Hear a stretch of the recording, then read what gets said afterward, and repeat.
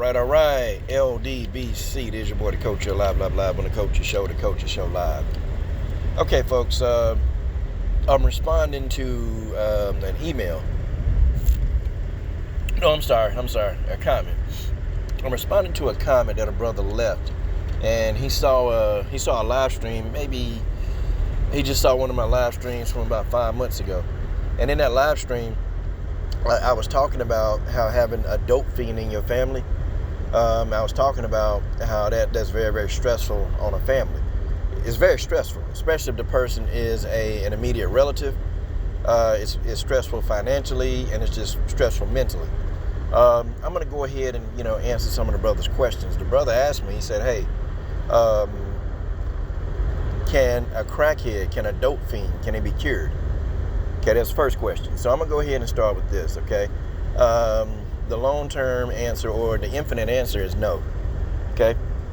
People who are addicted to drugs and alcohol, they can't be cured. With any addiction, you can't be cured, okay? If you have a drug addiction, you can't be cured. If you have an alcohol addiction, you can't be cured. If you have a pornography addiction, you really, truly can't be cured.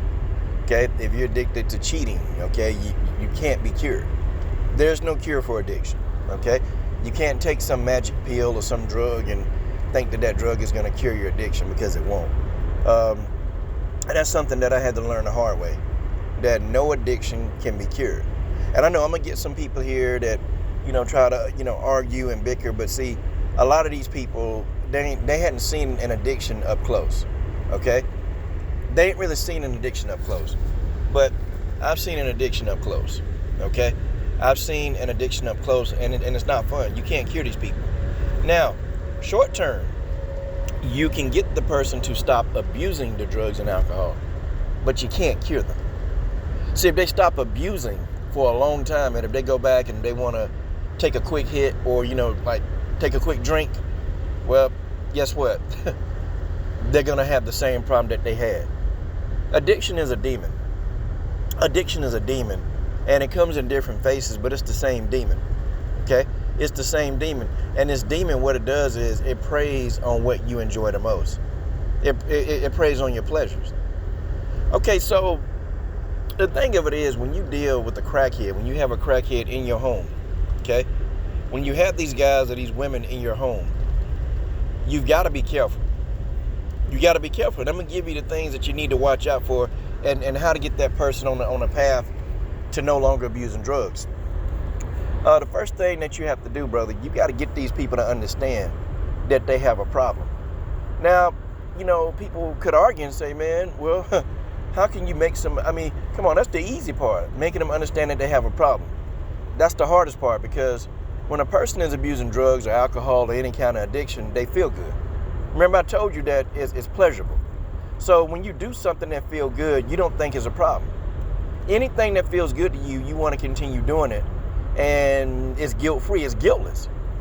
So when people are having addictions, and when they in the middle of their addictive mess, they think they don't have a problem. They think they're fine. Okay, because everything is normal. When you go ahead and you get that supply of drugs and you start sniffing it, it makes you feel good. You feel like you can tackle the world. But the minute that drug has run its course through your system, well, you feel like you can't live without it. Okay, and that's the whole thing. The person has to realize that they have a problem. Number two, they must be willing to correct the problem. See, 1 and 2 are completely separate. They're completely separate, but they have to realize that they have a problem. And number 2, they need to actually want to correct the problem. They got to want to get help. They got to want to be clean. They got to want to be sober. Because if they don't have a desire to, then you're wasting your time. You're wasting your time sending them to rehab. And let me go ahead and tell you about rehab too. Let's go ahead and talk about rehab. Okay, a rehab facility, a treatment center, that's a big business. Okay? It's a huge business. And the more people that occupy these treatment centers, the more funding that many of these places can get from our own government. The more people that lay and sit in these treatment centers, the more funding that these centers can get. And I tell you something right now, okay? The job of the treatment center isn't to get you well.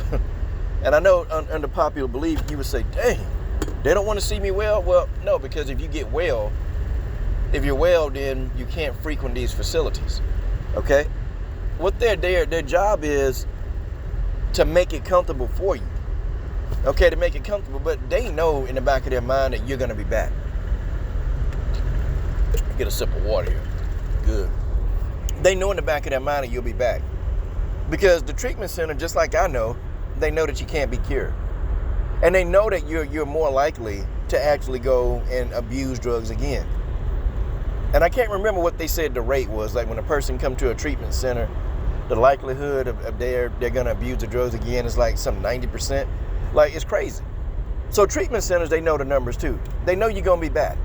Well, they know you're going to be somewhere else. See, addiction is a business. Addiction is a business that's recession-proof. It's recession-proof. Because, see, you're always going to have somebody that's addicted to something. With all the evils and all the demons out here, you're going to be addicted to something. But I hope that I'm helping you through these first couple of things. Number one, they got to realize that they got a problem. Number two, they have to be willing to want to correct that problem, okay? Then I guess we can talk about three, okay? Finding a good treatment facility that's going to help.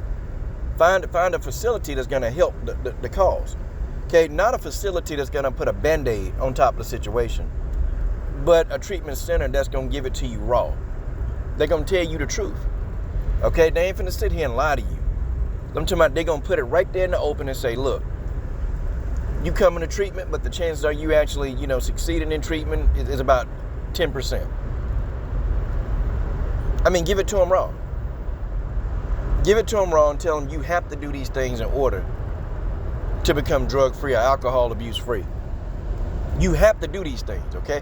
Don't sugarcoat. Because through my experience, when, we was taking my loved one to rehab centers, it pretty much, they would tell some truth, but they wouldn't tell it to them raw, like, look, this is what you got to do, because right now you effing up. And, we found one. We found one treatment center that do that. We found one, but we had to go out of state to get it. We had to go out of state, and that's another thing, okay? If that person is willing, they have to be ready and willing to go out of state. Because a lot of times, if a person wants to get help with this, a lot of times they can be funded, they can actually be sponsored, and they can go to a treatment center for free.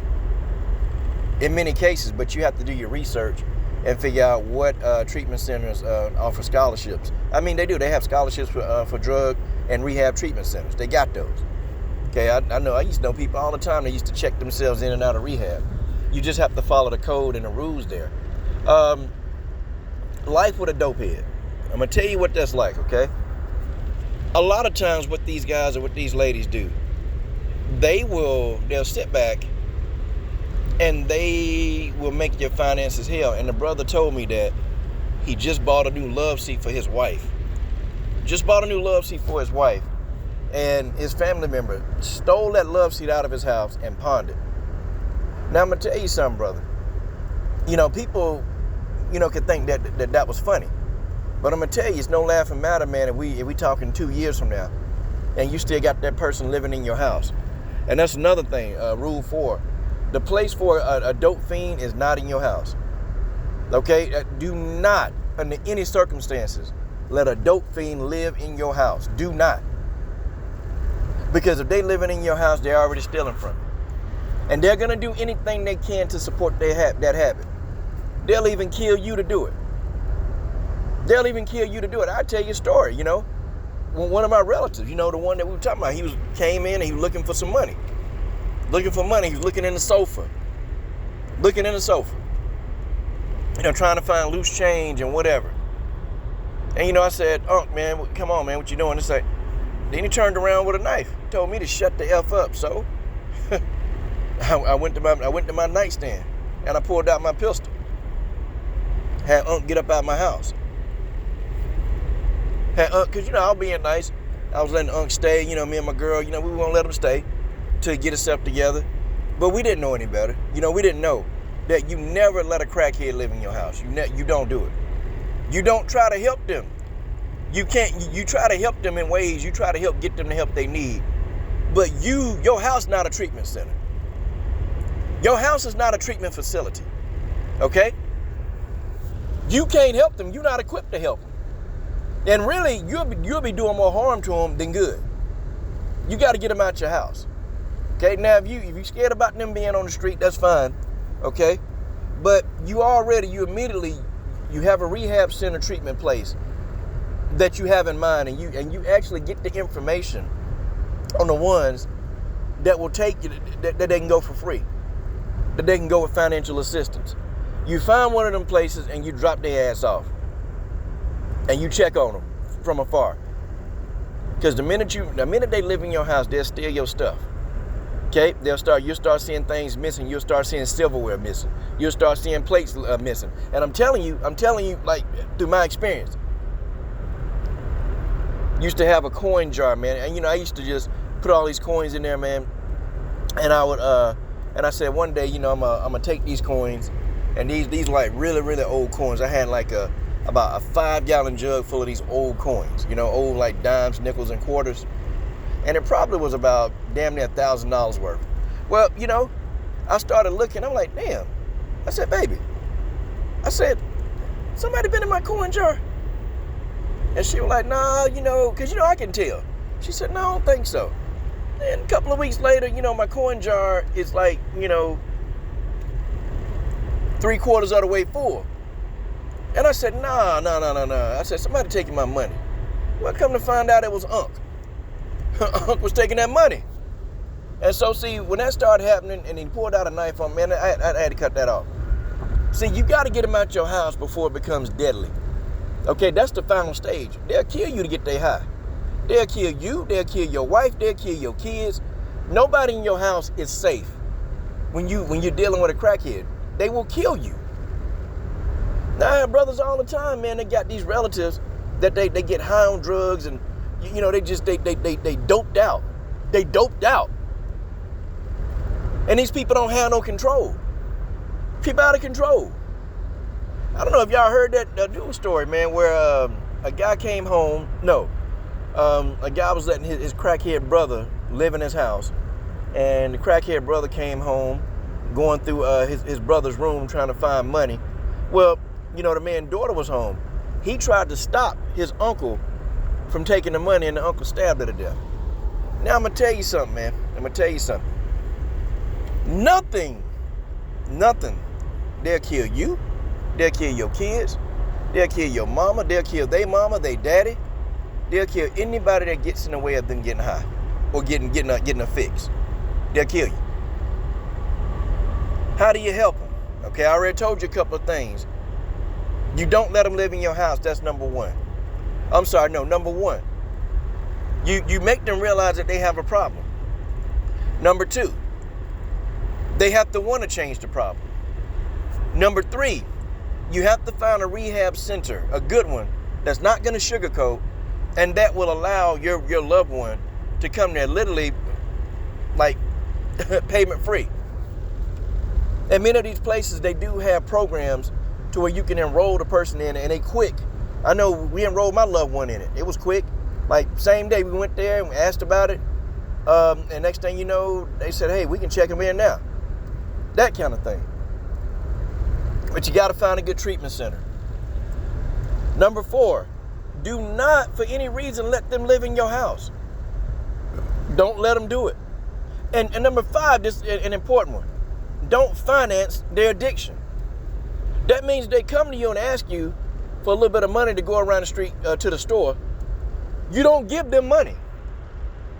You don't give them money when they come to your house. You don't give them nothing. If they tell you that they want something to eat, okay, give them something to eat. I used to piss my uncle off all the time, man. Hey, man, hey, can I hold a couple of dollars, go get something to eat? Can I hold a couple of dollars? Nah, man, I give you something to eat here. We got some food right here. I put the food on a little paper plate and hand it to him. I used to piss him off. But when I started learning, okay, wait a minute, no. Or when I went to go visit Unc, I would never give them anything that they could sell. Nothing. No gifts, none of that stuff. No packaged food. If I brought my Unc something, I brought food to him. And it was food that we had cooked, and I put it on a paper plate with some aluminum foil wrapped on it. He can't sell that. He can try to. He can't sell it and get no money out there. Any kind of drinks, I brought the drinks, any kind of water, I put it in a cup. I get a bottle of water and I will pour it in a cup and give it to him. But you cannot, under any circumstances, give a dope fiend anything that they could possibly use and sell. Because they will sell it. They're not going to eat. Okay, you give them $2, they're not going to go and take the $2 and go get something to eat. They're going to go try to get high. Or you can't really get too high with $2. But what they'll do is they're going to try to ask other people for money and try to collect the money and finally get enough money to go get high. That's what they're going to do. You got to be careful. And finally, protect don't lose your wife and your house and your life over trying to help a dope fiend relative. Don't do it, brother. Do not do it. Okay? Don't do it. It's you or your family. You say the man already stole your couch, took that and sold your couch. I'm telling you, man, when they start stealing your stuff, don't worry. It's an introduction to your death. Because eventually, what they doing to get high not going to work anymore. They're going to need more and more and more and more. They're going to need more drug and more drug and more drug. And it's going to get to the point that all they want to do is sit around and get high. All they want to do is sit around and get a fix. And then when the amount of drugs that they're using not working and they got to get more, that's when they're going to kill. Because the withdrawal symptoms are so intense with dope fiends. It's like pain, and these people feel like they're about to die. But the last thing I'm going to tell you is that the person got to be willing to go through the pain of withdrawal. They got to be willing to go through that pain. Now, I don't know if withdrawal can kill a person. I don't know. Probably. I don't know. But I know you do have to go through some withdrawal in order to make it happen. And by the way, my uncle, he doing better now. My uncle doing better. But my uncle went through all these steps. He went through all this stuff. He was mad for a long time at me. But I wasn't about to lose my house over uncle. I wasn't about to lose my house. I wasn't about to lose my family. I wasn't about to have uncle, do some crazy stuff. Man, I got uncle up out my stuff, man. I got uncle up out of there. But he doing good now. He got a stable job. But you see, for Unc to keep doing good, he can never do recreational drugs. He can't do it. He can't even drink. Okay, because he don't know how to casual drink. He take one drink, it's gonna lead to 50. He can no longer do these things again because it's gonna lead him right back to the mess that he was in. My uncle, before he got addicted to drugs, he had him a job paying him damn near 6 figures a year. Had him a job paying him damn near 6 figures a year. The man was like a lead foreman. And them foremans in them construction sites, man, them dudes make some money. They make some serious bread. He was a foreman, making good money, man. But after a while, when you start abusing the drugs, then, start coming to work late. Falling asleep at work, just doing all kind of stuff. And then finally they got rid of him. And then, when his money ran out, and he couldn't afford to no longer buy the drugs. Then his girl left him, and then, he was in his house by himself, and the house got foreclosed on because he couldn't afford to make the payments. It's just drug addiction or abuse, any kind of abuse, man. It will take you down a road, man, of a path. It's like a nightmare. And then, when Unc found himself on the street, that's when things got real. But I hope this helped you out. Let me know what you think in the comment section.